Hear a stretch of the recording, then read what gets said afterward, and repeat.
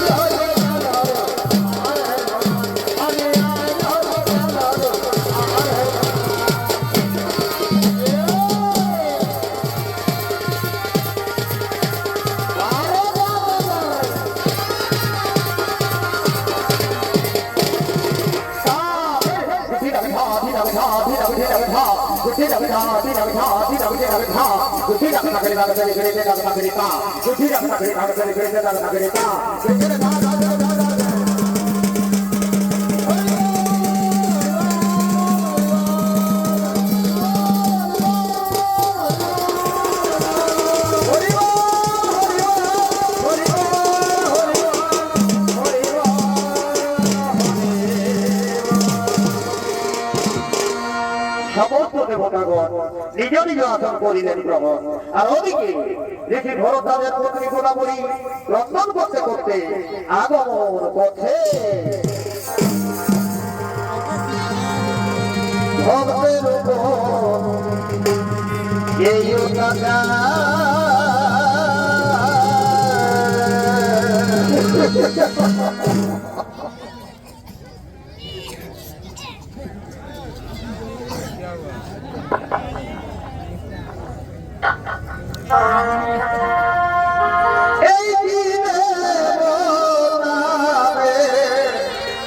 সুবিধা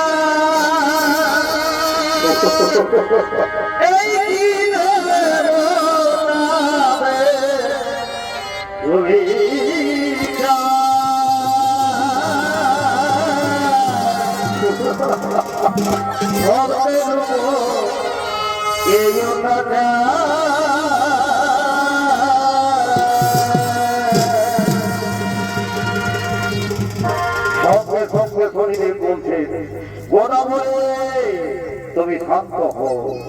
তোমার উপর অন্যায়ের সাদা সূর্যোদয় পেয়ে গেছে। আমি তাকে অভিশাপ দিয়েছি, হে গুরুদেব, হে গুরুদেব, গোদাবরী যেন ওর সাধনার ফল পেয়ে যায়। গোদাবরীর পবিত্রতা ও সতীত্ব ফিরিয়ে দিন প্রভু। এটা শুধু আপনি করতে পারেন। প্রভু, আমি আমার এই কলঙ্কিত মুখ আর কাউকে দেখাতে পারছি না। সবার মধ্যে আমি নষ্ট হয়ে গেছি। আমাকে দেখে আমার দিকে আঙুল দিয়ে সবাই বলছে এখনো পবিত্র কোন সুরক্ষিত নারী, এই পাপের বোঝা আমাকে আর কতদিন বইতে হবে প্রভু, আর কতদিন বইতে হবে।